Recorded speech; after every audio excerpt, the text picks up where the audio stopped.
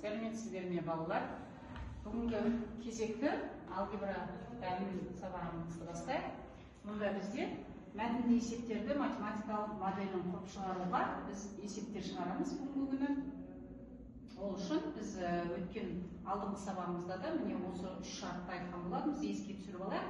Бірінші мәтінді есептерді шешу үшін үш кезеңнен немесе үш шартты орындауымыз керек. Бірінші жағдайда айнымалылар енгізіп есептің математикалық моделін құру, екінші жағдайда құрылған теңдеулерден жүйе құрып, оны шешу, үшінші жағдайда алынған жауаптарды есепте қойылған сұраққа жауап беру үшін қолдану. Келесі. Енді бүгін міне бізге мынадай бірінші есепте сөз есеп беріледі екен. Әкесі 31 жаста, ал ұлы 5-те. Неше жылдан соң әкесі ұлынан 3 есе үлкен болады деген сұраққа жауап беруіміз керек. Осындай есептер көптеген логикалық тұрғыда осы есептерді біз болашақта түрлі тестте және УБД форматында да осы есептер кезігеді, сондықтан мұқият болайық. Бізге ол үшін міне бірінші есебімізде әкесі және баласы немесе ұлы дейміз. Осы екі адамның несі жастары берілген екен. Әкесі 31 жаста, ал ұлы 5 жаста. Енді неше жылдан соң әкесі ұлынан 3 есе үлкен болады десе, онда біз осы әкесінің жасына x-ті қосады екенбіз да, және 5 жаста деп отырған баланы жаңағы бірнеше жыл өткеннен кейін деген мағынаны білдіреді. Яғни екеуіне бірдей x айнымалысын қостық, және оны 3 есе үлкен болады деген жаңағы нені сұрағандықтан сұраққа 3-ке көбейтіп алады екенбіз. Енді мына теңдеуді шешетін болсақ, 31 қосылған x тең болады, жақшаны ашатын болсақ 3-пен 15-ті көбейтіндісі бізде 15, және 3-пен x-ті қосатын болсақ, көбейтетін болсақ 3x алады екенбіз. Енді x бар мүшелерді бір жағына, x жоқ мүшені екінші жағына жаңағы топтасыра. Мына жерге 15-ті мен сол жағына көшірем, минус 15 болып барады, x айнымалыны жаңағы 3-тің жағына көшіріп алайын. Ол x минус x болып барады. Ендеше 31-ден 15-ті аламыз, және де 3x-тің жағына x-ті көшіретін болсақ, онда 3x-тен x-ті алады екенбіз. Онда бізде мына жерде 2x, мынау деп отырғанымыз 16-ға деп. Сонда 2x тең 16-ға деп, x-тің мәні 16-ны біз 2-ге бөлетін болсақ, сонда бізде 8 шығады екен. Енді сонда бізде 8 жылдан кейін деген мағына беріп тұр. Онда біз осы тексеріп көрейік. Яғни 8 жылдан кейін бізде әкесі 9 жаста болады да, ал баласы бізде жаңағы 8-ді қосатын болсақ 13, 13-ті 3-ке көбейтсек 39 алады екен. Сонда ол баласы 13 жаста болады. Міне жаңағы есептің шартында берілген әкесінің жасы баласынан 3 есе үлкен болады деген жаңағы мына шарт қанағаттандырды. 39-ды 13-ке бөлсек 3 жаңағы саны шығады, ендеше 3 есе үлкен екен. Сонымен жауапқа біз жазады екенбіз. Яғни есептің шарты бойынша бізге неше жылдан кейін әкесі баласынан жаңағы 3 есе үлкен болады деп, ендеше 8 жаңағы жылдан кейін деп жазады екенбіз.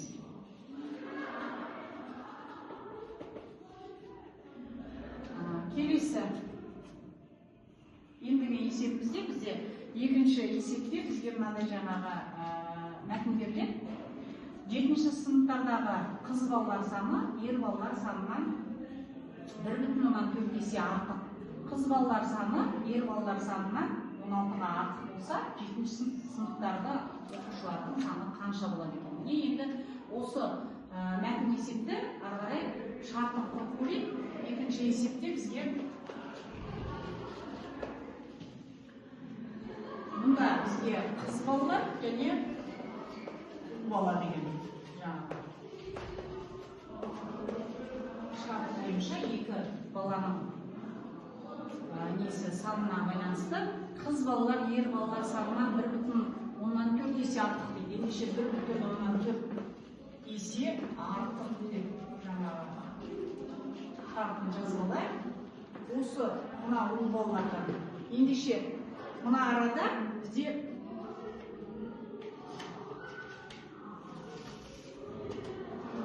онда ұл балаларды x деп алатын болсақ, мынау 1,4x болады екен. Енді міне біз екі қыз бала мен ұл баланың сандарын жаңағы белгілеп алдық.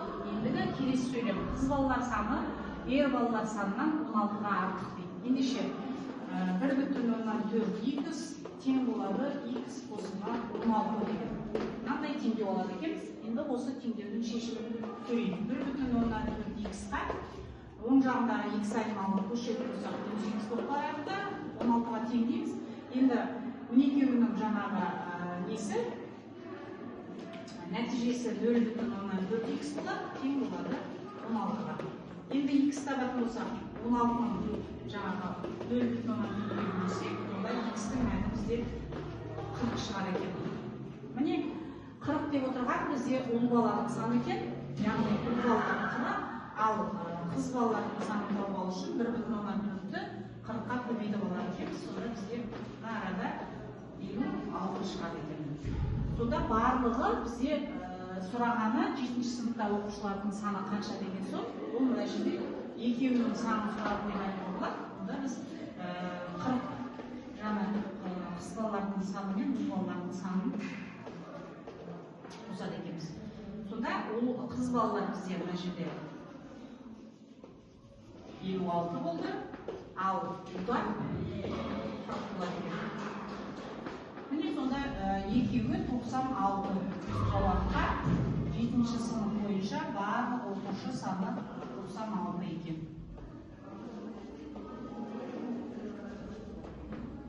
Жақсы, түсінікті ме? Онда келесі ары қарай келесі тапсырмамызға көшейік. Бізде мынадай үшінші есепте берілген мәтін бойынша таныса берейік. Бұл есепте бізге былай дейді. Еденнің ауданы, яғни еденнің ауданы бұл бізде 9 метр квадрат. Шаршы пішінді дейді, яғни квадрат тәрізді. Енді бөлменің биіктігінің жаңағы несі беріп тұр екен, биіктігін біз 3 метр деп алайық. 3 метр екен есіктің ауданы, яғни есіктің ауданы бұл бізде 1,8 метр квадрат. Және де терезенің ауданы беріледі екен. Терезе. Бұл 1,5 метр квадрат екен. Енді бір түс қағазбен, яғни түс қағаз дегеніміз бізде обойды айтамыз, иә? Бір түс қағаз 7,2 метр квадрат жерге жетер екен. Енді біз ол үшін кішкене түсінікті болу үшін мынадай жаңағы не бойынша мен сызбасын салып көрсетіп қояйын сендерге. Бөлме дегеніміз мөлшері бізде мынадай жаңағы мен сызба есебінде көрсетсем кішкене сендерге түсініктірек болады. Біздің бөлмеміздің биіктігі 3 метр, мынаның барлығы 3 метр деген сөз міне. Ал едені квадрат тәрізді, яғни мынау мен мынау бізде жаңағы S ауданы 9 метр квадрат екен, мынауда 3 деген мағынаны білдіреді.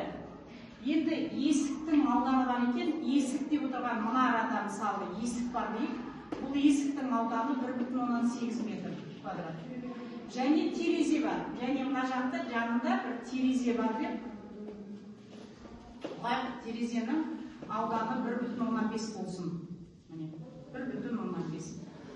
Енді осы бөлменің ауданын, жаңа барлық бөлмені бізге түс қағазбен желімдеп шығу керек. Сол үшін біз мынандай жаңағы есептеуді орындауымыз керек екен. Ол үшін бізге мына қабырға, бұл қабырғадан екеу, ендеше 3 және 3 одан жаңағы 9 болады екен. Оның ауданы 9 метр квадрат.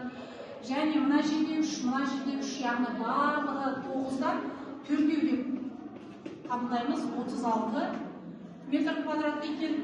Барлық жаңағы қабырғаны айналдыра біз жүргізген кезде, желімдеген кезде. Енді солардан мына терезе мен есіктің аудандарын алып тастаймыз. 36-дан 1,5 пен 1,8-дің қосындысын алам деп жаңағы жазайық. Сонда 36 алынған 3,3 болады екен. 16 сасақ бізде тең болады. Мына жерде 7 және ойда мына жерде бөлігін албасақ 32,7 метр квадрат. Осынша метр квадрат жерге біз жаңағы түс қағазды желімдеуіміз керек. Ол бір түс қағазы мынандай алғанға келетін болса 32,7-ді 7,2-ге бөлеміз. Сонда бізде бұл жерде көп жаңағы сан шығады екен. 7,2 есептеген кезде бізде мынандай есептеуді көрейік. Бұл арада бізде 32,7, оны біз бөлейік 7,2-ге. Сонда бізде 4 арғай сан кете береді. Ендеше біз оны жоқтап 5 жаңағы түс қағаз алуымыз керек деп айтады екенбіз. Сонда міне біз 5 түс қағаз қажет екен бізге осы бөлменің ішін жаңағы желімдеп шыққанға дейміз. Мынандай жаңағы 4 қабырғаны барлығымыз 5 түс қағазбен желімдеп алады екенбіз. Жақсы. Біз міне бірінші сұрағымызға жауап бердік. Бірінші сұрағымыздың жауабы 5 түс қағаз. Келесі екінші жаңағы сұрағына көшетін болсақ, мұнда түс қағаздың бағасы 650 теңге, біреуі жаңағы 650 теңге тұратын болса, онда біз екінші сұраққа осы 5-ті 650-ге көбейте салады екенбіз. Сонда біз ол жерден 0,52 ойда және 3250 теңге жұмсай кетеміз. 5 түс қағазға, егерде бір түс қағаздың бағасы 650 теңге болатын болса, онда біз 5 түс қағазды жаңағы бөлменің ішін толық желімдеп шығу үшін 3250 теңге жұмсай кетеміз. Міне сонымен жауапқа толығымен екі түрлі сұраққа да толық жауап бердік дейміз. Мынау жауабы, екіншінің жауабы 3250 теңге деп жазалады екенбіз. Келесі тапсырмамызға көрейік. Енді келесі тапсырмада бізге мынандай жаңағы мәтінмен беріліп тұр екен. Таныса берейік. Келесіде бізге мынандай бірінші 5-те номер 5-те 164-ші тапсырма оқулықтағы екі саны 17%-ке кеміткенде дейді 20,75-ге тең сан шығады дейді. Ендеше 17% деп отырғанымызды біз жақсы білеміз. 17% оны біз неге айландырып алатын болсақ, 17-ні біз 100-ге бөледі екенбіз бұл арада, немесе 0,100-ден 17 деп ондық бөлшекке айналдырып алдық, немесе жай бөлшекке қолдана беруге болады. Ендеше екі санынан осы 0,100-ден жаңағы 17-ге кеміткенде дейді 17%-ге кеміткенде 20,175 шығады екен. Енді осы жерде екі сайының алынып мәнін тауып көрейік. Ол үшін 20,175-ге біз 0,117 қосады екен. Сонда екісінің мәні шығады екен бізде. Екі бір ойда 7, 8, мына жерде 9 ойдағымен және 20,192 шығады. Сонда бізде міне екі сан деп отырғанымыз 20,192 екен. Жақсы, түсінікті болса, келесі тапсырмамызды көрейік. Келесі тапсырмада бізде 5-те 166-шы есеп оқулықтағы. Осы есепте бізге мынандай жаңағы тағда мәтін есеп беріледі екен. Бұл мәтін есепте қосындысы 60-ға тең екі санның бірі екіншісінен 4-ке артық дейді. Осы сандардың үлкенін табу керек екенбіз. Ендеше бірінші сан деп отырғанымыз яғни номер 5-те 166, бірінші сан деп отырғанымыз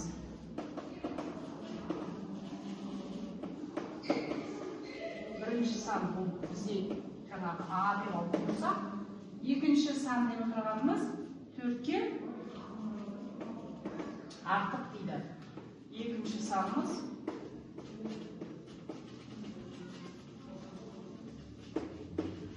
мынадан. Онда біздің бірінші деп отырғанымыз А деп алатын болсақ, мына жерде 4 жаңағы А-ға 4-ті қосамыз дейміз. Екеуінің қосындысы 60-қа тең десе,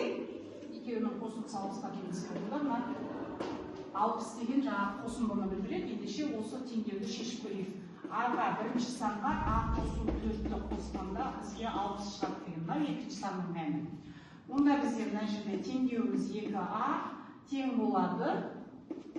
60-тан 4-ті алып тастаймыз. 2А тең болады 56. А-ның мәні 28-ге тең болады. 26-ны 2-ге бөліп жіберсек. Енді сонда екінші санымыз бізде 28-ге 4-ті қоссақ 32 санын алады. Міне сонда 28 және 32 санның қосындысы 60-ты береді екен. Ендеше біздің жаңағы айтып отырған бірінші санымыз 28 болса, екінші санымыз 32 болады екен. Жауабы бізде бұл жерде осы сандардың үлкенін тапты, ендеше үлкені бізде 32. Міне нақты жауабын жаздық. Келесі. Енді біз бүгінгі сабағымызда мына тақырып бойынша, осы шығарған есептер бойынша енді үйде сендерге 5-те 167 және 5-те 172 тапсырманы орындаймыз балалар. Жақсы. Ендеше барлықтарың тыңдағандарыңызға рахмет.